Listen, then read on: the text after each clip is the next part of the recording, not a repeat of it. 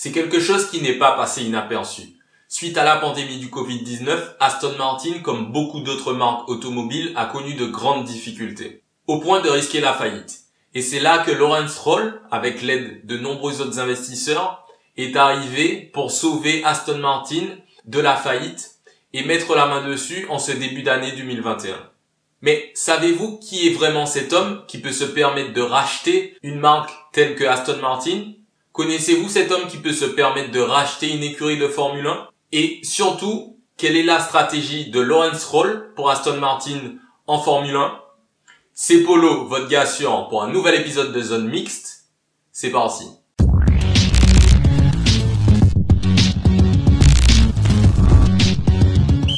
L'histoire de Lawrence Stroll commence en 1959.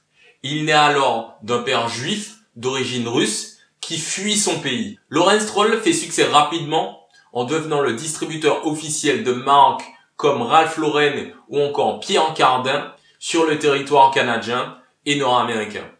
Il commence donc à faire fortune dans la mode et continue en devenant le distributeur officiel sur le territoire européen de Polo Ralph Lauren, mais aussi Michael Kors entre autres. Strulovich de son vrai nom, Stroll pour les intimes, est également l'un des principaux financiers de la marque Tommy Hilfiger et c'est lui qui lui permet de devenir la marque que l'on connaît aujourd'hui. Lawrence Stroll est donc un passionné de mode, comme vous le voyez, et cela va le mener jusqu'à rencontrer sa femme, Claire Anne, qui est elle-même designer et qui possède sa propre marque.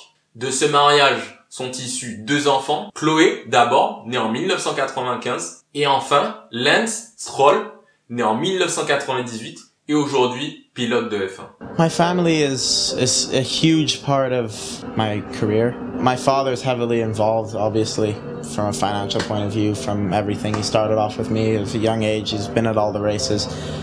Having him around is fantastic. Even my mother, having her around, coming to all the races.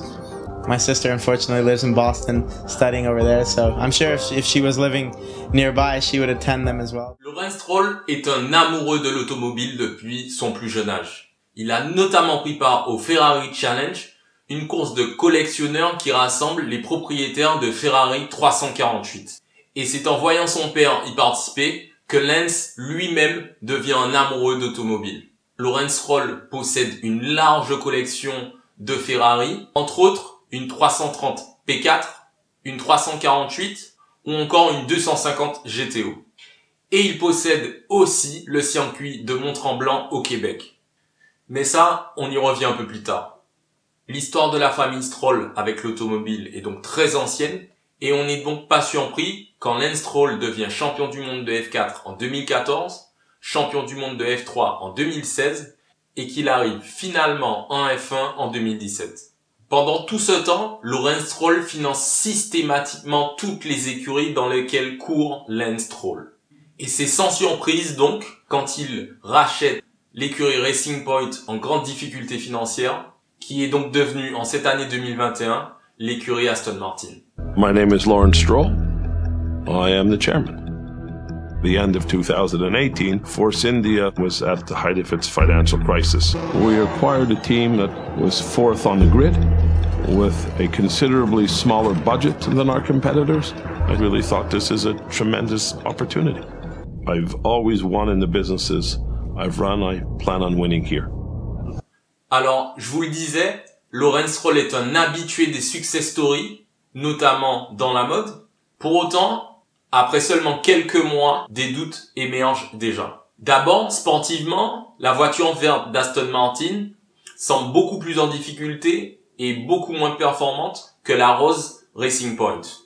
Depuis les premières courses d'Aston Martin, on oublie même que Sebastian Vettel a pu être un jour champion du monde, mais ça on y reviendra dans une autre vidéo.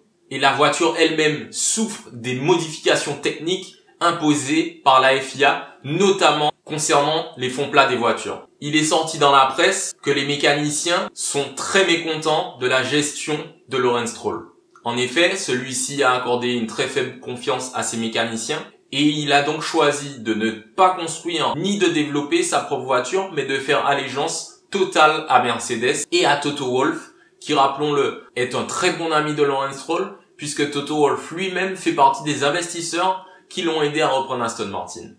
Pour l'instant, c'est donc un échec et cela nous amène à nous poser des questions sur la stratégie et surtout la solidité financière de Lawrence Stroll. 500 millions de dollars ont été injectés dans Aston Martin. Et la F1 est une part importante de la stratégie de sauvetage et de développement de la marque. So it gives us a chance to meet and greet our customer, show them our new models, and get them to experience what a weekend's life in the world of Aston Martin.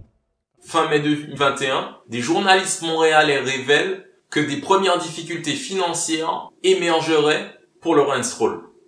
Ils font état que le milliardaire québécois a notamment mis en vente récemment une dizaine de Ferrari de sa collection pour quelques millions d'euros, un yacht de 317 pieds, vendu d'ailleurs à Michael Latifi, père de Nicolas. Ce yacht est estimé à 200 millions de dollars. Et il a aussi vendu un luxueux penthouse en Floride, autrefois propriété de Oprah Winfrey, pour un montant d'environ 20 millions de dollars. Même le circuit de Mont-Tremblant a été mis à la vente, mais il aurait été retiré du marché il y a quelques semaines. Alors, est-ce là une simple coïncidence? Ou s'agit-il d'une vraie volonté de se défaire d'actifs pour mener à bien la stratégie de sauvetage de la marque Aston Martin? Ou alors, faut-il penser que le pari de Lawrence Stroll de sauver une marque Aston Martin qui a perdu plus de 80% de sa valeur en bourse depuis 2018 est un pari totalement fou et beaucoup trop risqué? Sa stratégie qui repose essentiellement sur la Formule 1 va-t-elle payer? Donnez-moi vos avis en commentaire. Dites-moi ce que vous pensez du début de saison d'Aston Martin. Pensez-vous que la stratégie de Lawrence Stroll est la bonne? Faire confiance à Mercedes va-t-il lui permettre d'arriver au sommet? Dites-moi tout ça en commentaire. N'oubliez pas de commenter, de liker cette vidéo et surtout abonnez-vous. C'était Polo, votre gars sûr. À bientôt.